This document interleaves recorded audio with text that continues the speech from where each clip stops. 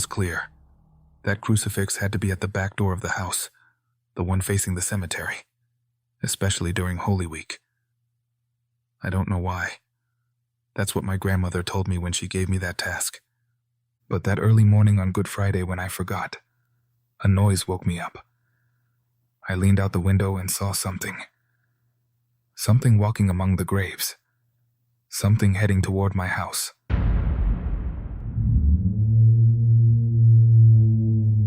Good evening, community. I don't know whether I'll find you on vacation, resting, or simply working, grinding away as always. But I hope you're in the best mood to listen to us. And if not, if you're going through a difficult moment, thank you for letting us be there and for allowing us to accompany you so we can get through it together. We can't waste time because great stories await us tonight. So I hope you're ready, all of you, because the following tales of the night are about to begin. Hello, community. What I'm about to share happened when I was a child, but every Holy Week I remember it with great clarity. My grandmother always said there were things a person had to do even without understanding why. I never questioned her too much, until one night I discovered she was right. We lived in a house that was right next to a cemetery, literally right next to it. The back of the house had an iron gate that opened directly onto the graves. My father always said the house had been very cheap precisely because of that, but that it was convenient for us because by cutting through the cemetery I could get to school very quickly. From a very young age I remember a habit my grandmother had. Every night, right at midnight, she would take a small crucifix she kept in a cabinet in the living room, one filled with her saints, and walk to the iron gate door that faced the cemetery. She would hang it there, on a nail that was next to the door frame. She never made any noise and never said anything to us. She would simply go out, place it there, and collect it again in the morning. I watched her do this from the time I was little, and it always made me curious. But whenever I asked her what she did it for, she always gave the same answer. It's just an old custom, nothing more. That was it. She never explained further. Over the years, she stopped doing it on some nights because she was old and her legs hurt badly. But whenever Holy Week came around, she was very strict about it. The crucifix could not be left out. No matter how bad she felt, no matter how much pain she was in, every night of Holy Week she would go out and hang it there. In 2009, my grandmother fell ill. She had to be taken to the hospital and she began to deteriorate very quickly. One day before she was taken away, she called me to her room and asked something of me. She told me that while she was not at home, I had to hang the crucifix on the gate door every night. She didn't explain anything further. She only told me to do it exactly as she did. I was afraid to do it because that door opened directly onto the cemetery, and at night everything looked completely dark. You could barely make out the crosses and some white headstones among the trees. Even so, I did it. Every night at midnight I would walk to the door, hang the crucifix, and run back to the house. I always had the feeling that someone was watching me from the cemetery. I couldn't see anything, but I could feel that gaze. A few weeks passed like this until Holy Week arrived. My grandmother never came back home. She died on Good Friday of 2009. That day was very confusing for everyone. My parents were coming and going from the hospital, talking to doctors, handling paperwork. In the afternoon, they came home for a moment and then went out again to finish the arrangements. They left me and my sister alone. She is 2 years older than me. We were in the living room watching television when we realized it had gotten late. No one was thinking about anything other than my grandmother. I wasn't even paying attention to what was on TV. We had it on just so we wouldn't be sitting in silence. We put it on to, in theory, keep ourselves from thinking about death, about her passing. But clearly it didn't work. And I think that's why that night I forgot to put up the crucifix. It simply slipped my mind. I was dazed from the grief, from the shock. I don't know exactly what time it was when we heard the noise. It was the sound of the gate opening. It was a very clear sound, like when someone pushes an old metal door. My sister and I went silent. We knew perfectly well which door it was because the front door was made of wood. And no, the one making that sound was not that one. The door that opened was the one facing the cemetery. We got up and looked out the window that faced the back patio.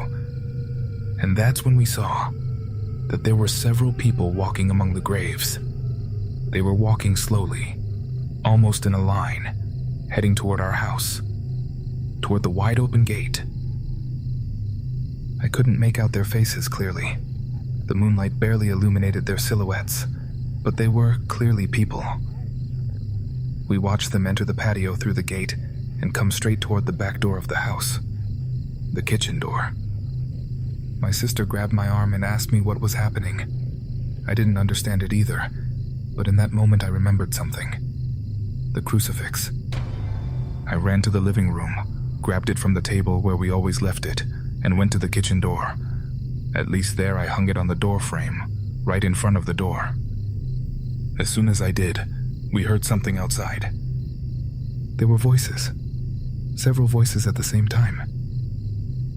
It sounded as though they were trying to speak, as though they were trying to say something to one another, but the words wouldn't come out complete. It was a strange, broken murmur coming from the other side of the door. My sister began to cry, and we stayed there, not moving. The voices continued for a while. I don't know exactly how much time passed, but I remember looking at the kitchen clock when they finally went silent. It was 3 a.m. After that, we didn't hear anything again. A little while later, our parents arrived. We told them everything that had happened, but they didn't believe us. They thought we had imagined things out of fear, or because of everything going on with our grandmother. When my father went to check the patio, he did notice something that caught his attention. The iron gate that faced the cemetery was open. After that night, we never talked much about it again, but I kept doing what my grandmother had asked of me, and no one ever stopped me or asked me why. During the 5 years we still lived in that house, every night at midnight, I would hang the crucifix on the door. I never forgot to do it again. And although nothing like that night ever happened again, still, community, every Holy Week, when the early morning hours arrive, I still remember very clearly what I saw walking among the graves. Hello, Tales of the Night. First of all, I want to say that I'm a huge fan of the channel. I often listen to the stories while I knit or draw, and I never thought that one day I would be sending in an experience of my own. I was 16 years old when it happened. I'm from a small town in Colombia that many people say is a town of witches. A long time ago, according to the elders, there was a coven here, something real that people witnessed. And ever since then, the townspeople have been very superstitious. They say that on certain dates, especially during Holy Week, you have to be careful because strange things can happen. There were people in the town who said we had to protect ourselves in case the devil decided to show up in our homes. On the night of Holy Thursday, I was lying in my bed, alone in the house, texting back and forth with a friend. Everything was quiet when, suddenly, someone began to knock on the front door of the house. Hard knocks. At first I thought it was my brother.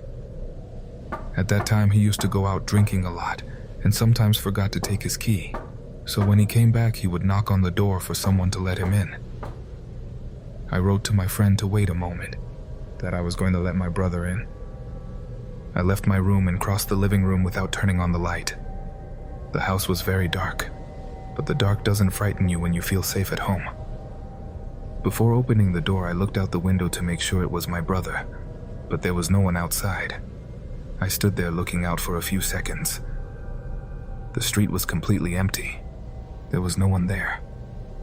And still the knocking continued. I was standing there looking outside, clearly seeing that there was nobody in front of the door, and the knocking kept on, shaking the door. And it was getting louder, more violent. It no longer sounded like someone knocking with their knuckles. It sounded more like someone kicking the door from outside. I felt fear paralyze me. I stood there not knowing what to do. Then I reacted. I kicked the door from the inside and shouted the first thing that came to mind. "Get out of here, you wretch!"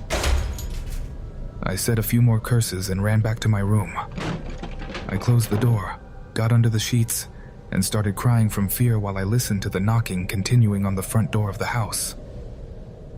I don't remember what time exhaustion finally won over, but it was almost dawn. The next morning, my mother saw that I looked very tired. My eyes were heavy, and my face was pale, so she asked me what was wrong. I told her everything that had happened. She looked at me with a very serious expression that I still remember to this day and said something I wasn't expecting. "That's why, my dear. That's why during Holy Week you should go to bed early. You didn't respect that, and something frightened you.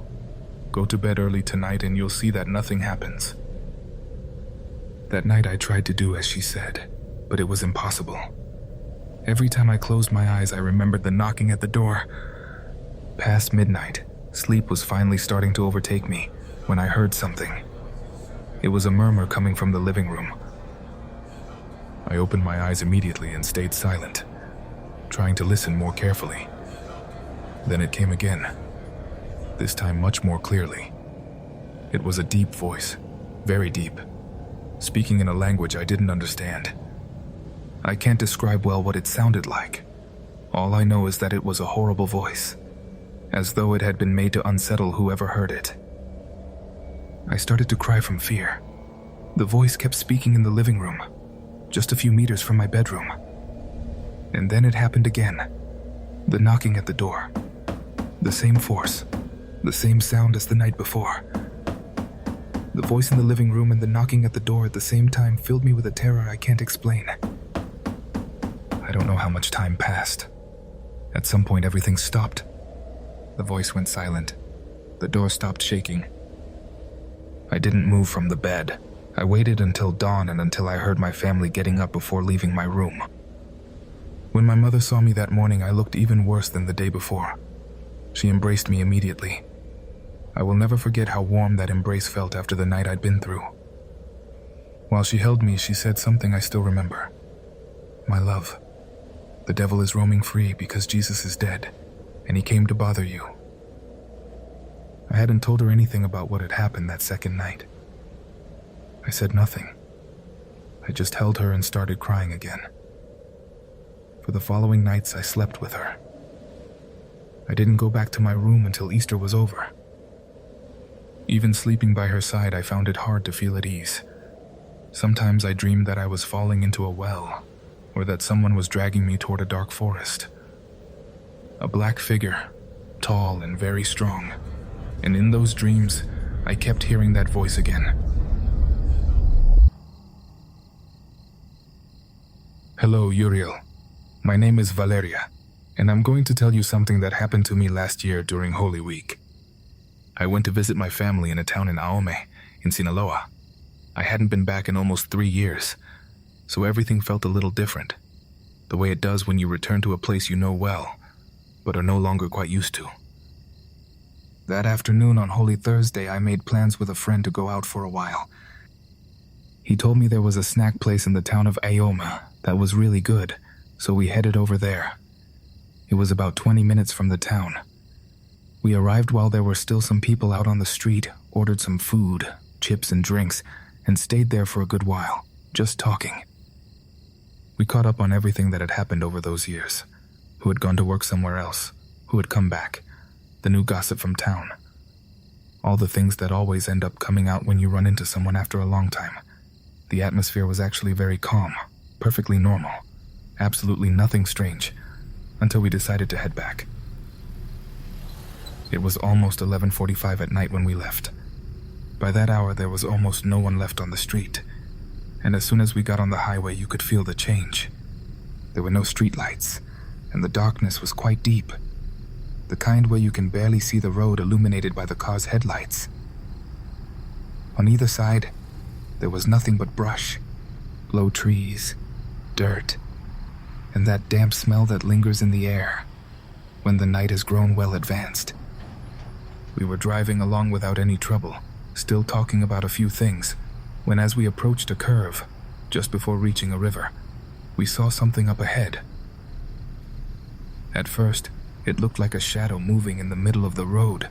My friend was startled and slowed down a little, and then we made it out more clearly. It was a man on horseback, slowly crossing the road. At first, it didn't strike us as all that strange. We figured it might be some rancher heading home, or someone who had been drinking somewhere and was making his way back along that road. In those parts, you still see plenty of horses, so it wasn't something that alarmed us right away. Even so, I asked my friend to slow down even more so we could pass carefully. We moved closer little by little until the car was almost alongside him. And that's when we saw him properly. And that's when everything started to feel wrong. The first thing that caught my attention were his eyes. They were not normal eyes. They glowed in the darkness in a very strange way. Like when a car's headlights catch an animal's eyes in the brush and the light reflects back. It was that kind of fixed, intense glow, but small too. Not blazing, just a strange gleam deep inside the eyes. I tried to look at his face closely to make sense of what I was seeing, but you couldn't make out any features. It was as though his entire head was covered by something, like a dark cloth that hung down on either side. There were no distinguishable features, no mouth, no nose, just that silhouette and those eyes. We passed alongside him without saying a word. In that moment, neither of us said anything. We both just stared straight ahead in silence, as if trying to process what we had just seen. We moved forward a few more meters and then I looked in the rearview mirror, and there it still was. The eyes were still glowing in the darkness behind us.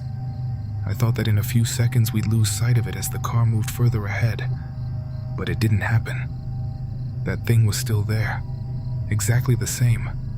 It didn't look any smaller or further away.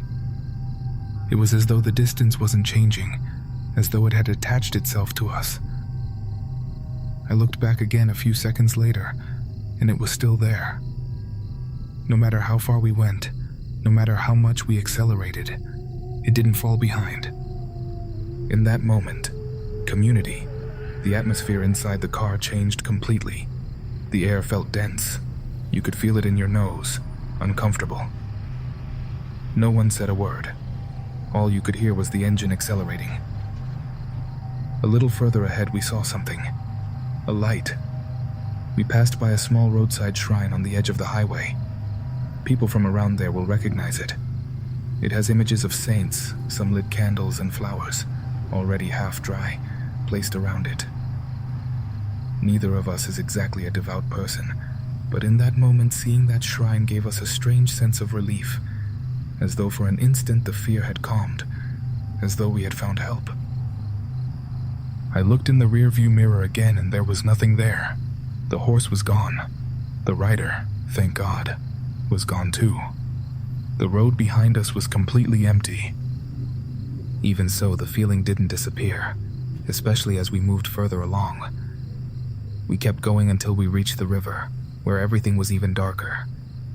You could hear the sound of the water in the distance, and the road seemed even more desolate than before.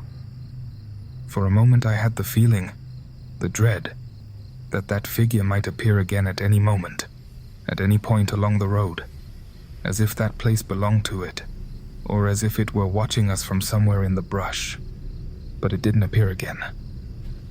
After crossing the river, I tried to break the tension by making a joke. I told my friend that we had probably just seen a ghost, and that hopefully it wouldn't show up ahead of us further down the road. I thought he would laugh, but he didn't. He kept driving just as serious as before, and it was then that we finally started talking about what we had seen. We agreed on the same thing. There was no normal explanation for it. It couldn't have been something real. Neither of us had ever seen anything like it before, and we both remembered exactly the same details, especially those eyes. Those damned eyes glowing in the darkness. We both felt that they were staring directly at us. When we reached town, we each went home. That night, neither of us could sleep. And to this day, we still remember it just as clearly, as if it happened yesterday. Ever since then, I understood something I had heard people say many times during those days, but had never taken too seriously. That during Holy Week, it's better not to go out at night.